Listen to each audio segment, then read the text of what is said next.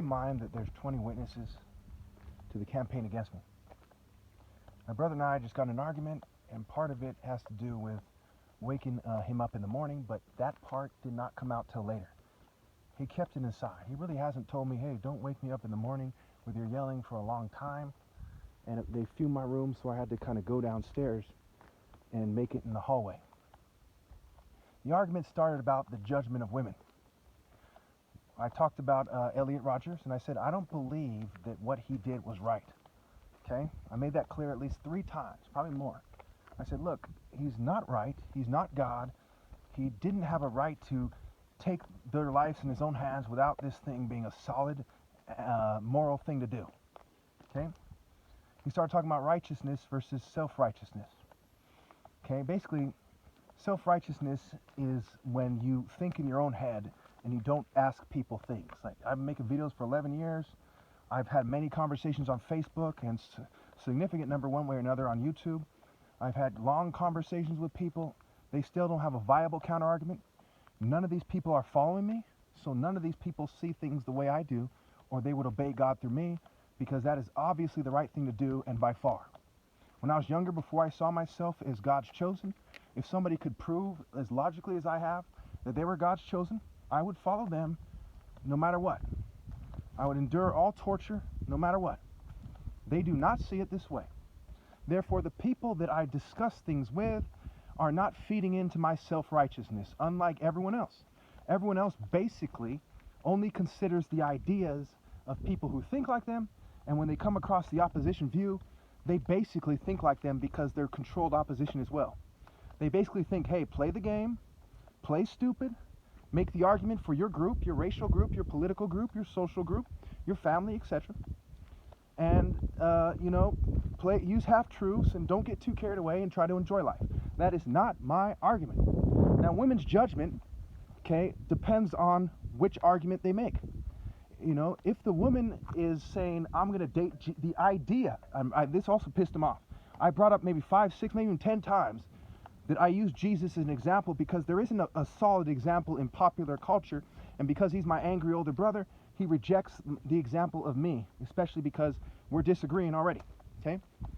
And he went as far as to say his life is as virtuous as mine anyway. It also pissed him off and pissed me off, and we ended up yelling at each other, so on and so forth. But let's look at the judgment argument again, okay? I suggest you watch this video a couple times. They fume me, and it's hard for me to articulate. Anyway, the judgment argument, as I was saying. If the woman decides that she's going to date the Jesus type, like Socrates said, the pursuit of virtue is greater than the pursuit of wealth. The Jesus type, the guy who decides to do the right thing and let himself go poor, let himself go hungry, and insist on the truth, okay? Then she is doing the righteous thing, and she should let him perfect her, because men lead, women maintain, they're the suitable helper. This has been the natural order for the most part of the family for hundreds of thousands of years, basically, okay? So this is naturally how it works. You naturally eat food to sustain yourself. Naturally, to be a competitive family unit, the man is the head of the household. When you live in an unnatural system, however, it could very well be that the woman should be the head of the household, seeing how this society is very female-minded. There's more women in higher education than men, for example. It's pretty straightforward that I'm right. I apologize for the noise. It's a little bit windy, but I can't make videos inside anymore, and it's apparent. I'm going to try very hard to remember that. There's a lot going on.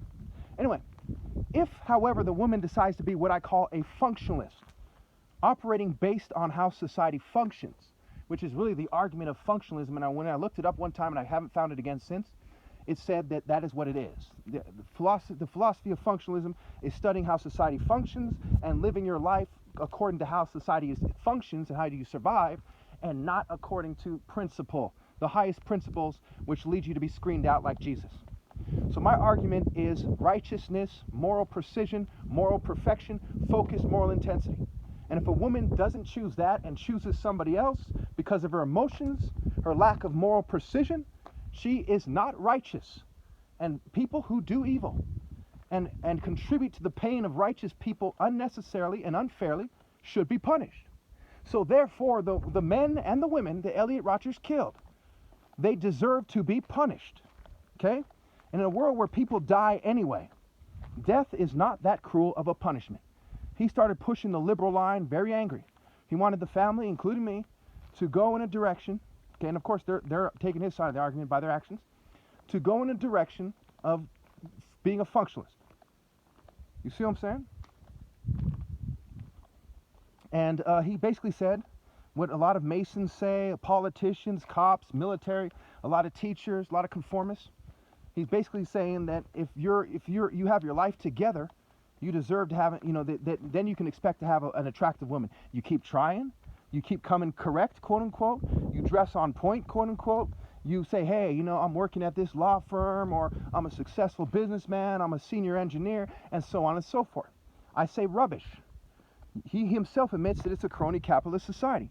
I say his scale is made for evil people. If a woman uses his scale, she is actually evil. Okay, he wanted to talk and talk. He's angry. He's very worked up. He was still angry over me waking him up in the morning or making noise in the morning. Okay, I have a video from earlier today when my mom was trying to tell me to be quiet, but my older brother didn't. And that doesn't change anything. I constantly bring this up in my videos. Ironically, why I was making noise in a way that woke him up has to do with women shunning me. If a female who has her own place didn't shun me, I'd have somewhere to go. Okay, and we start getting broke together, and we eventually get screened out together one way or another. And that's the righteous path. But he argues that you should conform to the system. Joe Biden, Donald Trump, Hillary Clinton, okay, Mitch McConnell, Boner, all these dogs, all these fake heroes in society, Farrakhan, okay, all these other guys, Dr. Umar Johnson, and so on and so forth, people who are accepted in society. I don't mean to single these guys out, but I believe everybody is on the wrong path, and if a woman dates with their scale or even dates them, that she's doing the wrong thing. Because remember this, if you remember nothing else, it is immoral to not have a viable counterargument for who is the most righteous person if he is actually righteous, okay, and to cheat him out of his right to lead. By women cheating me out of my right to decide for them if they should date me, because they are not mature enough and logical enough to make that decision on their own if they don't agree. Now think about it. I'm the most righteous man. Why would they hurt me for an evil man? There's no excuse for someone to reject the real idea Superman refers to, the righteous man, for the real idea Lex Luthor refers to, the conformist who's successful in the system. There's no excuse for that. Or somebody who people don't think is as evil as Lex Luthor, who puts an emphasis on being polite. He's hardworking, but who's he working for? He's working for Babylon's system, so to speak, a corrupt, crony capitalist system. And the communist system and every other system that is allowed is also evil. Again, I tell you, if a woman does not deal with a man according to his righteousness, okay, and not the socially normative conception of financial stability, of women's rights, and all this other garbage they always have wrong, okay, then she's evil. We've gone through many phases of society. Society has always had many arguments about how women should be treated, about what political parties there should be. They almost always replace them with a new idea, a more modern idea, and none of them have ever had a viable counterargument for the top martial artist as the ideal man. They do not agree about what the definitions of words are. They confuse you about what it means to be a fighter, a warrior, a martial artist, and a soldier. And people constantly confuse being a cage fighter with being a martial artist. The word skills has the word kills hidden in it, so to speak, because most people don't break down words that way until they're told to or something, okay? Because they know ultimately it has to do with your ability to naturally, in martial art combat, take someone down, and we're also arguing about that. He wanted to argue that what if somebody picked up a stone? What about the chess master? The chess master is playing a game that society has allocated for him. None of these guys have ever been truly heroes. None of them tried to restore the divine order. None of them have a counter argument for why they shouldn't obey the top martial artist. Okay? They are thieves. They are liars. They are functionalists. They have dedicated their lives to playing a game and being a social norm bitch. They are not qualified to be leaders. People who pick up stones, it's like a little kid picks up a gun. I brought that example up twice. The little kid picks up a gun and shoots the top martial artist. Is he the qualified leader? He agreed, no. But he insisted on making the argument of picking up a rock. And he said, there's more to it than that. But he doesn't. I said, you don't understand the point of sparring. Okay? And I bring up, and this is what led up to the extreme argument. I brought up the trophy I had in 1997. He said, well, why haven't you won more trophies since then? I said, well, because the way they do it doesn't prove anything.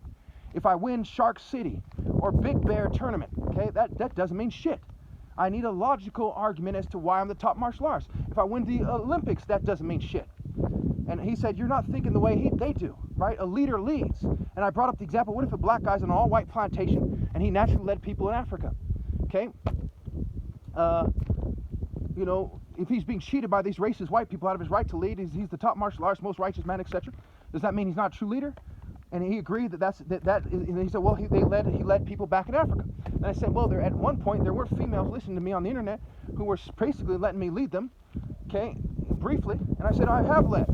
Again, he had no viable counter argument. So you can kind of see where I'm going with this. You can kind of see his argument. I haven't misrepresented his argument at all to the best of my ability. Okay, and at this point, you know, I'm walking around making this video. Okay, and that's basically what's going on. It led to shouting. And he basically said, you know, because he was talking about his life is more virtuous. I'm like, how's your life more virtuous than mine? Or he said, asking me, as virtuous. I said, how does your life as virtuous as mine if you do not do anything but take care of the people close to you? You do not try to save society. Okay? I said, oh, well, you didn't make the top martial artist argument. You don't point out that it's evil to live. And I asked him, I said, do you think it's evil to reproduce? Do you think it's evil to reproduce? Okay? And he said, no, it is not evil to reproduce. Okay? That's what he said. Okay? And I said, well, you know, it's an evil culture, and there's nothing but evil cultures. The government has mind-controlled technology. He said, these always have these technologies.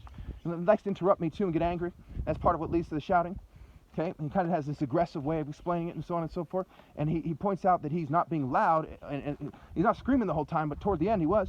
But he's talking in an aggressive way. He's like, look, you know, he may as well, it's like an is the best way to describe it, right? He's an angry kind of brute. Okay, is how he comes off. Okay. You know, all due respect, if any is due. Anyway, so I say, you know, when you don't have a viable counter argument for why it is logically, the logical assumption that it's evil to reproduce, how can you not say that it's evil to reproduce? Okay? He said, well, you don't know every culture on the planet. I'm like, are you fucking kidding me? Look at how the world works. The United Nations, the World Health Organization, the World Bank. Look at how the world works. How can you honestly say that the logical assumption isn't that it's evil to reproduce? To bring your kid in a world where you don't have control over your kid, evil pedophiles and their subordinates do. He has no viable counter-argument. We start getting angry. He says, well, you're crazy. You make videos in the morning. You have notes spread out everywhere. What if a cop was to come and see this stuff? Blah, blah, blah, blah, blah. I said, who cares what they think? Okay? When somebody has a reason to be angry, they yell. That doesn't mean anything. He says, you're so focused. Why are you yelling? I said, you know, I'm being sabotaged. I'm being provoked. And he himself is contributing to it. And I say, hey, why are you now yelling? Okay? You don't have anywhere near as a profound of a reason to yell, and you're yelling. So he starts yelling, and something to that effect occurred, and then I got carried away, and I said, well, that's why, you know, I basically said, I took a personal shot at him after a while. Okay, so that's what this argument's about. It's about whether women have bad judgment for not dating the Jesus types, the idea that it refers to the righteous man who gives up everything for virtue, okay, versus the functionalist Lex Luthor type. Let's face it, everyone who chooses to survive is a variation of a Lex Luthor. Some of them are poor, some of them are janitors, some are lawyers, some are computer guys, some are priests, but they're all functionalist bitches upholding an evil system and feeding into the lies and white supremacy and token minority garbage and Satanism and so on and so forth.